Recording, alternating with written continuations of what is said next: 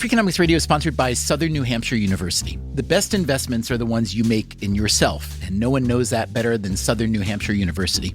With more than 200 online degree programs, no set class times, and low online tuition, Southern New Hampshire University is built to fit your life today and set you up for success tomorrow. Education is an investment. Why not make it a smart one? Apply for free at snhu.edu/Freakonomics. Freakonomics Radio is sponsored by Hotels.com. Hotels.com gives you access to hundreds of thousands of hotels worldwide. And when you join for free, you can save up to 20% instantly with member prices. Plus, every stay earns rewards. So when you book one trip, you're already lowering the cost of the next one. Hotels.com is simple, rewarding, and designed to help you get more out of every stay. Sign up for free and book today. Hotels.com. It's all in the name. Freakonomics Radio is sponsored by Amica. You know what they say, if you want to go fast, go alone. If you want to go far, go together. So go with Amica and get coverage from a mutual insurer that's built for their customers, one that looks after what's important to you together. Auto, home, life, and more, coverage that fits your unique needs. Amica helps you protect what matters most. Visit amica.com and get a quote today.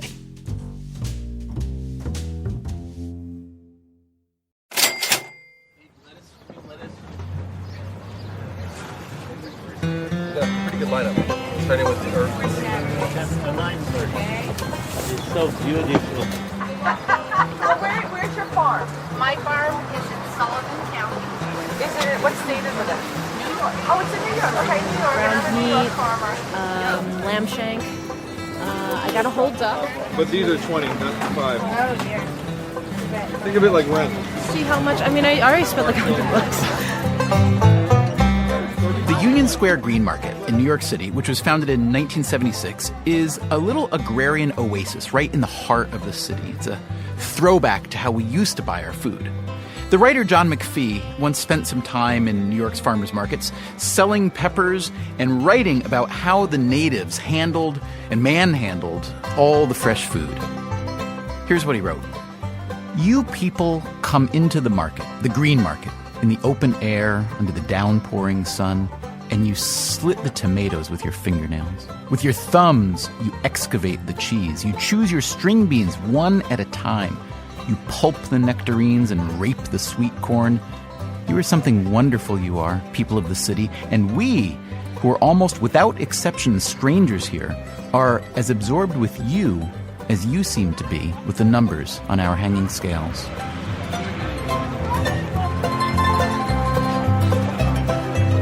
That's from McPhee's essay called Giving Good Weight.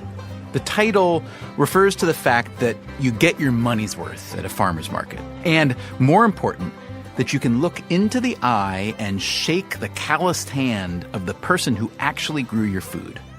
So these days, not much has changed at Union Square. Farmers still rumble in the black of the morning. What's your drive in the morning? 154 miles. I left at 2:30 this morning. I have a 1999 Chevrolet in back of me. Yeah. I just turned 408,000 miles on it. Whoa. David Graves owns a farm called Berkshire Berries, and today he's selling all sorts of preserves. Raspberry jam, strawberry, onion jam. Whoa. Also hot garlic jelly. And here's Kelly. She works for Windfall Farms in upstate New York. We've got an assortment of mesclun mix. We've got various micro greens, a micro mix. We do sunflower greens, escarole. We do edible flowers. Throughout the rest of the year, we'll start bringing in some root vegetables, carrots, parsnips, turnips, radishes, potatoes, garlic. Pretty much we grow what we like to eat. And this is Ruby. I represent a small farm upstate called Hudson Valley Duck. Just walk me through some of your... Well, we have whole duck, duck breast, duck legs and thighs, duck prosciutto, applewood smoked duck breast, a rillette, which is kind of like a rustic style of pate, legs and thighs that are already confit, which means cooked low and slow, and preserved under a layer of duck fat. What else do we have? Duck salami, duck bacon, There's nothing you can't do with duck. Almost.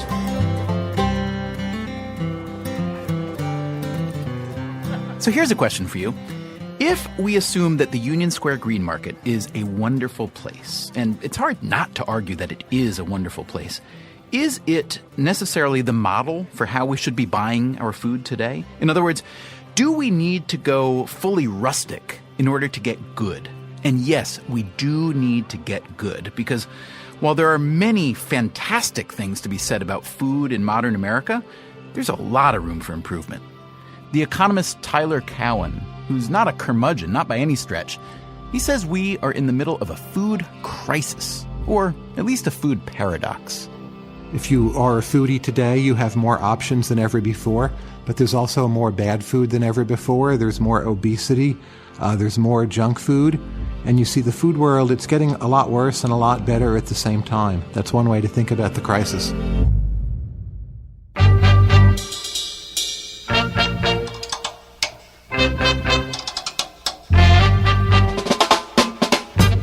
From WNYC and APM, American Public Media, this is Freakonomics Radio, the podcast that explores the hidden side of everything. Here's your host, Stephen Dubner. Today, we're talking about everybody's favorite subject, food. We like talking about food so much, in fact, that we have made a 2-part podcast. So in this first episode, we'll talk about what's wrong with food in America, how it got that way, and how it can get better. In the next episode, we'll look at whether eating local is the path to salvation. For now, let's get back to Tyler Cowen. He's an economist at George Mason University, and he also happens to be a serious chow hound. His latest book is called An Economist Gets Lunch, New Rules for Everyday Foodies. Now, while economics and food might seem like a pair of ingredients that should not be mixed, Cowen points out that the two have in fact long been aligned. If you read the early economists like Adam Smith or Frederick Bastiat, they were obsessed with food and food markets. A lot of early economics, it is a theory of food and the food supply, because at that time, food was a very large percentage of national economies. It was an important issue. People could die or starve if the harvest didn't go well. So economics and food have been intimately related really from the beginning, and I'm trying to put food back into the centerpiece of economics. Cowen has a popular economics blog called Marginal Revolution and a separate blog called Tyler Cowen's Ethnic Dining Guide. He has lots of rules for finding the best restaurant meals. For instance, cheap food is usually better than expensive food, especially when you find it in a strip mall or at a food truck. Here's another Cowen rule. If you come across what he calls an ugly and unknown item on the menu, order it. One more Cowen rule. While you might be drawn to a restaurant full of good-looking, happy people, avoid it. People who are serious about food generally don't look that way. And last of all, don't be a food snob. Food snobs, Cowen says, are messing up everything. They place too much emphasis on expensive food or trendy food, or... There's another kind of food snob where everything has to be like a farmer's market. Everything has to be sustainable. Everything has to be in some way modest or geared down or hippie-like. As Cowen sees it, too many people spend too much energy worrying about their own pet preferences, which takes focus away from the real problems. And there are real problems. For instance, about 15% of Americans are said to be food insecure, meaning they don't have enough to eat, and 35% are obese. Our number one cause of death is heart disease, and it's quite likely that a lot of things we eat contribute to that. Added to this mix is the fact that we're only now slowly crawling out of a long, bad food rut. I think there's a very bad period for American food. It runs something like 1910 through maybe the 1980s. And that's the age of the frozen TV dinner, of the sugar donut, of fast food, of the chain. And really a lot of it's not very good. If you go back to the 19th century and you read Europeans who come to the United States, they're really quite impressed by the freshness and variety of what is on offer. But we went a very particular route in our food world, And for a good 70 or 80 years, we had some of the worst food in the developed world, and that's the hole we've been trying to climb out of. The conventional reason that's given for why our food got bad is that we were victims of our own success. It's the notion that we did agribusiness first, we did long-distance transportation first, we commercialized everything first, and we got junk food in chains and bad supermarkets because of commercialization. That's the standard story. But that's not the whole story, Cowan says. There are specific, overlooked moments in history that hurt the way we eat. In 1924, a law was passed to restrict immigration from countries outside the Western Hemisphere. So the mid-1920s, first thing we do is we choke off immigration, which is just going to kill the quality of our food. Like imagine current American dining without immigration. The culinary stagnation caused by immigration policy ran straight into the Great Depression. That doesn't help the restaurant trade either. It doesn't help dining out. And that coincided with another downward force on good food. Prohibition, which puts out of business a lot of the best restaurants. As Cowan sees it, restaurants were seedbeds of innovation. But during Prohibition, some of the best restaurants were forced to shut down since they couldn't survive without alcohol sales. Now, interestingly, the overall number of restaurants in the U.S. tripled between 1919 and 1929. But they weren't the kind of restaurants that a food lover would love. What you get are more diners, more fast food shops, more just ordinary food. Food is much more for children. And children, I'm sorry to say, they don't have great taste in food. They like soft, they like sweet, they like Wonder Bread. And here's Stanley really going to town on Wonder Bread. So American food becomes more food for children. Always buy Wonder Bread. You'll be glad you did. So the American food scene became a bit of a kindergarten with a surge in family-friendly restaurants, much more so than in other countries. Another turning point for American food? World War II. On this 1048th day of American democracy at war against the foes of freedom, we bring you our mayor, the Honorable F.H. LaGuardia, speaking to you from his desk in City Hall in another Talk to the People. Ladies and gentlemen, His Honor the Mayor. Patience and fortitude. New York City, January 28th, 1945. I want to talk to you today about the meat situation. People still wanted to eat meat. Meat wouldn't always be fresh. You take the neck, for instance. Betty, get me the bone so that I can describe it better. Now, here I have one, and let me describe it to you. The piece that I have in my hands has been boned, but there is a real good supply of meat in it. If you'd want to take a cleaver and break it into smaller pieces, it would make a good stew and gravy with potatoes or dumplings, and the children would like it. Strangely enough, Tyler Cowan says, U.S. meat consumption didn't decline during World War II, but it wasn't the same meat as they were eating before. People ate a lot of Spam. Spam, the most popular luncheon meat in the country. It's a canned good. It doesn't taste very good. What we did in wartime was gear up our production of everything. We had to produce a lot, including food, very quickly, and have it be produced in a form that could be stored. And we made our beef and our pork and everything else just not nearly as good. World War II forced us to excel at industrializing our food and transporting it long distances. Once the war was over, we kept going in this direction. This industrialization trend was eventually met by another trend, a flood of women in the workforce, which, it turns out, furthered our appetite for processed, readily available food. Swanson announces new 3-course frozen dinners. You want foods that are easy to handle, quick to heat or reheat, somehow very convenient, and not necessarily the best foods.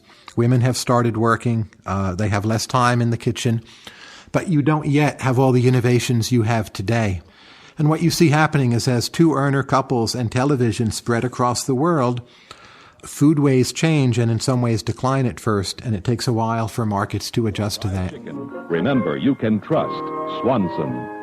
More people do. You write, quick and microwavable meals were developed by bacteriologists rather than chefs. Not a good thing.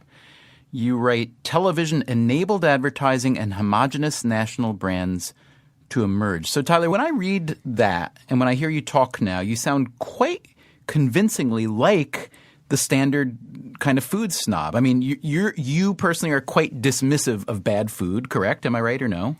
Correct. Okay, you put a lot of effort into eating food that you really want to eat, correct? It's fun, not effort, but correct. Okay, and yet you're also against what you call food snobbery. You write that food snobbery is killing entrepreneurship and innovation, and that food snobs are right that local food tastes better, but they're wrong that it's better for the environment, and they're wrong that cheap food is bad food. So, okay, you do a great impression, at first listen at least, of a food snob, but then talk to me about where you and they split. There are a lot of different issues in what you bring up, but let me just give you a few traits of food snobs that I would differ from. I think agribusiness and consumerism are seen as the great villains. I think both are essential. We can't do without them. They feed the 7 billion people in the world. We do need to improve them, but I would work on improving them through innovation. The biggest food problem in the world today is that agricultural productivity is slowing down, and for a lot of the world, food prices are going up. And for that, we need more business, technology, and innovation, not locavorism.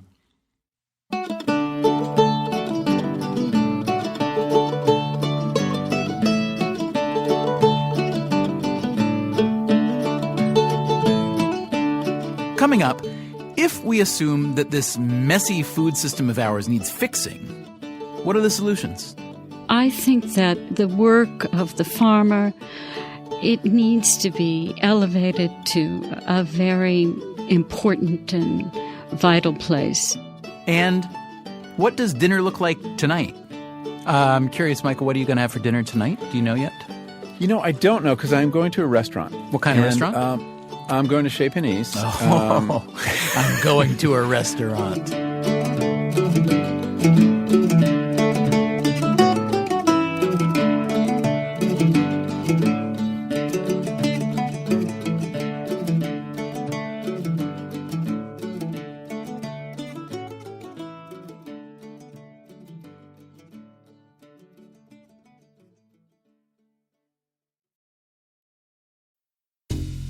Freakonomics Radio is sponsored by Cash App. Bitcoin is often talked about as an investment, but it was built to be used. With Cash App, you can actually do that. Send Bitcoin instantly, pay at local Square businesses that accept it, or move it to your own wallet whenever you want. It works more like real money and less like something locked in an account. For a limited time, new customers can get $10 added to their balance. Just use code CashApp10 when you sign up. And don't forget this part, send at least $5 to a friend in the first 2 weeks. Terms apply. Cash App is a financial services platform, not a bank. Banking services provided by Cash App's bank partners. Bitcoin services provided by Block Inc. brand. For additional information, see the Bitcoin disclosures at cash.app/legal/podcast.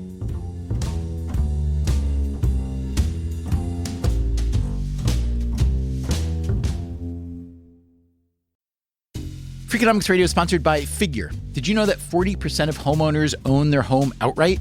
If that's you, don't let your equity sit idle. Tap it with a home equity line of credit. Figure, the #1 non-bank HELOC lender in the U.S., helps tap equity you've built in your home so you can do things like tackle a renovation or pay down debt. HELOC is a line of credit secured by your home. You can draw what you need, repay, and draw again. Figure offers a 100% online application. Get approved in 5 minutes and funding in as few as 5 days. It's faster than a bank loan and cheaper than a personal loan. Check your rate today without impacting your credit at figure.com/Freakonomics. This post is sponsored by Figure, NMLS ID 1717824. Figure is an equal housing lender. For more information about their licensing, visit nmlsconsumeraccess.org. Figure's HELOC is subject to credit approval and terms apply. Freakonomics Radio is sponsored by TalkAboutPD.com.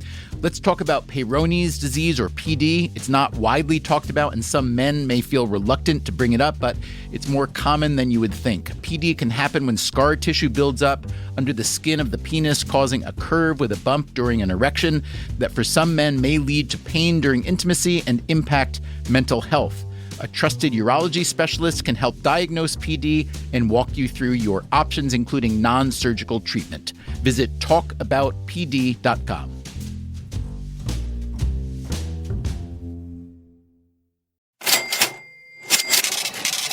From WNYC and APM American Public Media, this is Freakonomics Radio.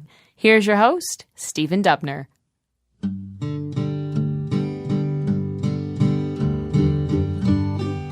Michael Pollan is a writer who has become a kind of national food philosopher. He says a lot of our food problems are due to what's called the omnivore's dilemma, which is also the title of one of his books. The phrase "the omnivore's dilemma" is an anthropological term for an omnivore that can eat so many different things, some of which is not good for you, some of which will kill you. And deciding between what is good and what is bad is a big part of why we have these giant brains we have. And that anxiety, afflicts us. It doesn't afflict the cow or the koala. I mean, they eat that one thing, and if it's not that one thing, it's not lunch. And things are pretty simple, and you don't need a big brain. You just need a big stomach to digest all those leaves. And so it's part of our existential predicament to worry. First, do we have enough food? And then second, do we have the right food? I guess the cliched way to ask this question to you would be, if you, Michael Pollan, were, king for a day, or food czar for a day, or agriculture secretary for a year, God forbid, for your sake, that you'd have to do that job. It'd be miserable. And for the nation's sake. But okay, so you've spent a lot of time thinking about the problems that have come to exist and how they've come to exist. But start to talk about some solutions from the production side, not yet from the consumer side, but from the production side. Sure. Well, I think one of the most important things to do is to diversify our agriculture. We're growing vast amounts of corn and soybeans, these commodity crops that we heavily subsidize the planting of.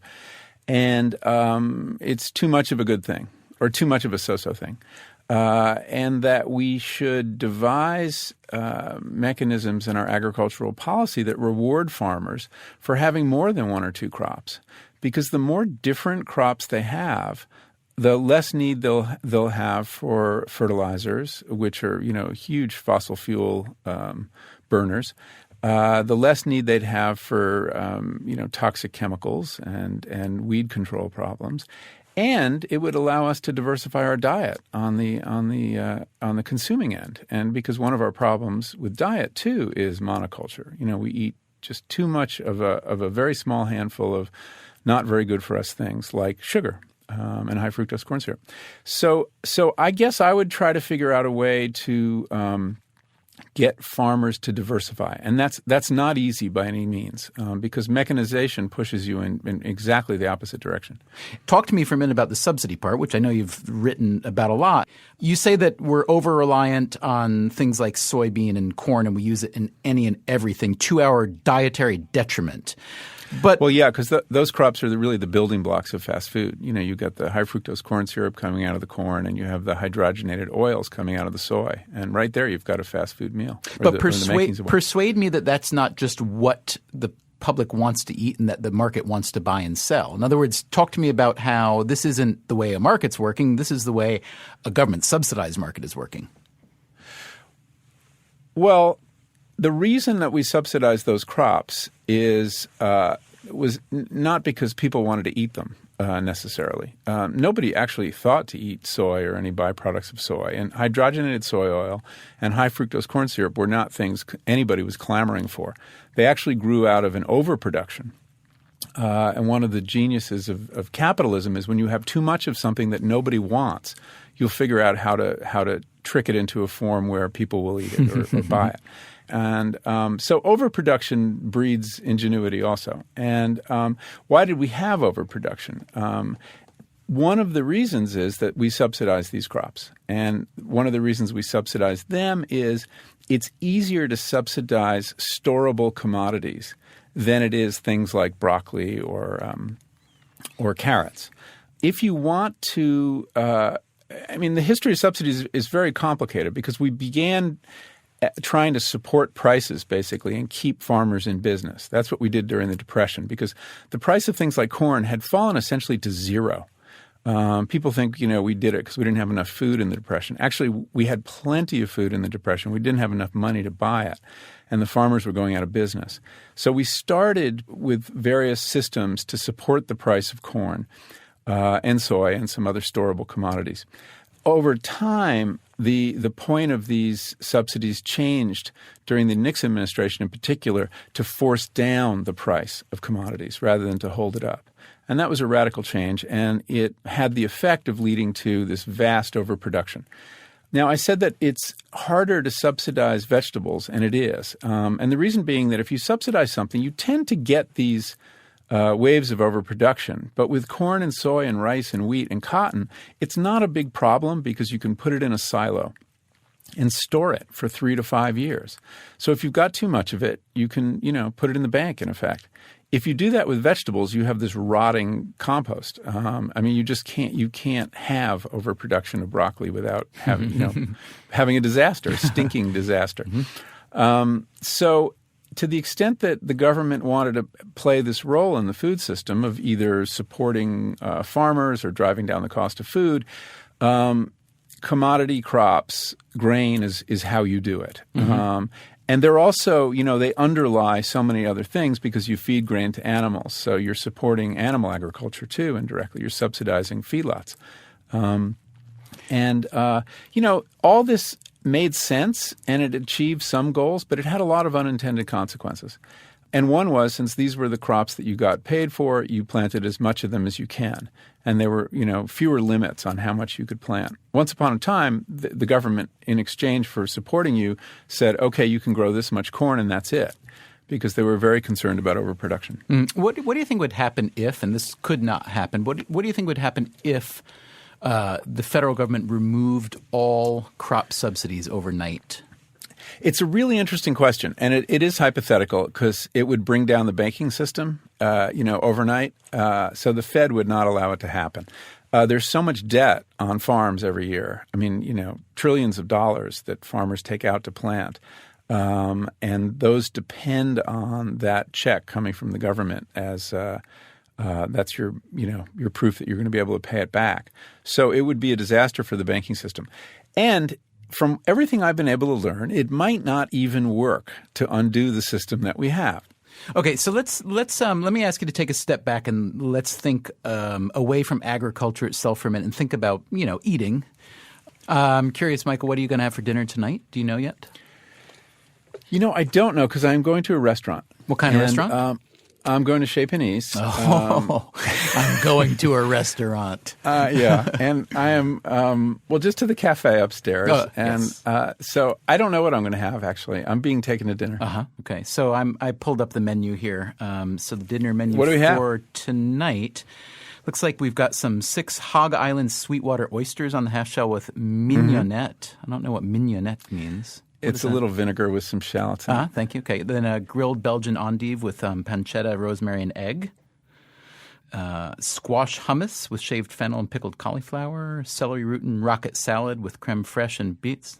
A house-made rigatoni with Lano Secco Ranch pork ragu. Oh, man, you're making me hungry, Stephen. And then a bowl of Churchill Brené Orchards Page mandarins and Flying Disc Ranch dates. Yeah. Well, you see that one of the things that Chez pioneered doing was telling you where the food came from and putting the names of the farmers, which has become almost a obnoxious cliche in a lot of restaurants. But I actually think it was a very salutary development. That, one of the things we need to do in this country is raise the prestige of farming and recognize the work that good farmers do, which is really important to us. We depend on them, and yet they're, for most of us, totally anonymous. I do really believe that. That's Alice Waters herself, the owner of Chez Panisse in Berkeley, California, where Michael Pollan is going for dinner tonight. I think that the work of the farmer, it needs to be elevated to a very important and vital place. And we need to consider the people who take that on as precious as the people who educate us in the schools. And when that happens, when we begin to value our farmers, you'd be surprised how many people will answer that call, who will, really be encouraged to take on that profession. It's happening already, just among young people who are concerned about the future of this planet and know that we're headed to a dead end if we don't think about where our food comes from and take care of that land that produces our food. So here we are, back to the farm and the farmer.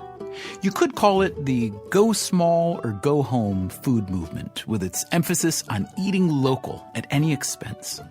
Tyler Cowen, the foodie economist we heard from earlier, he does not see this as any kind of broad solution. I would say there is a better food philosophy. I think locavores, like most people, mean well. We're all imperfect. We all do things and hold views for reasons which are not totally rational. And the purpose is to have some kind of dialogue and get us to a better place.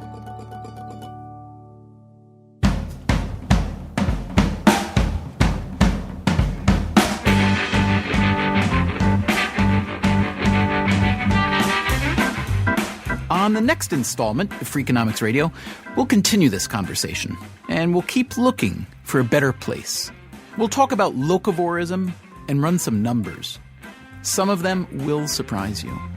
Well, this is what really shocked us, was that we found that when you added up all these different ways in which locally grown produce got to people in Santa Barbara County, we found that less than 5% of the fruits and vegetables consumed in Santa Barbara County were actually grown in Santa Barbara County, and the other 95% were imported. And we certainly are right to worry a lot about whether or not our food is fresh and good and tasty. But I just keep coming back to feeling a certain amount of satisfaction that I'm eating grapes that are keeping up the standard of living in Chile. As for me, for dinner tonight, yeah, sure, I'd love to sit down with Michael Pollan at Chez Panisse for some house-made rigatoni with Llano Secco Ranch pork ragu, but that's in California. I'm in New York. Still, I think I will go local tonight. Now, technology has, of course, changed what local means. I can use my iPhone to load menupages.com and see what's available for delivery in my neighborhood right now. So, okay, here we go. Let's see. 36 Chinese restaurants, 42 Japanese, 29 kosher, 3 restaurants with wild game, which is not kosher, Mediterranean, 26 French restaurants, 8 pair of 36 restaurants.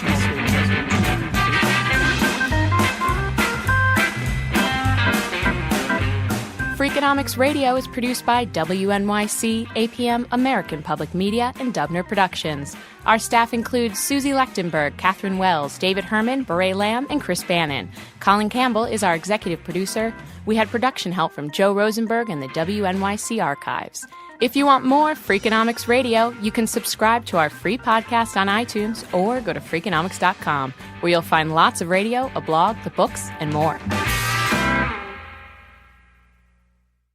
This podcast is sponsored by Made In Cookware. Made In partners with multi-generational artisans and some of the world's best chefs to create professional quality cookware, knives, and kitchen tools. Their products are trusted in Michelin-starred restaurants worldwide and designed to perform just as well in your kitchen. From 5-ply stainless clad to carbon steel, every piece is built to last and made to actually make you a better cook. Discover award-winning cookware at madeincookware.com. Freakonomics Radio is sponsored by Vitamix. According to the LA Times, the average American home contains 300,000 items, including a staggering number of appliances. all those gadgets? Just clutter. But there's one tool that delivers what a dozen others only promise. From pureeing to chopping, Vitamix blenders bring the power of an entire kitchen to your countertop, offering enduring performance and precision you can count on. In a world full of clutter, do more with less. Visit Vitamix.com and shop now. Freakonomics Radio is sponsored by Ozempic. Innovation happens through rethinking what's possible, and when it comes to GLP-1s, Ozempic pill does just that.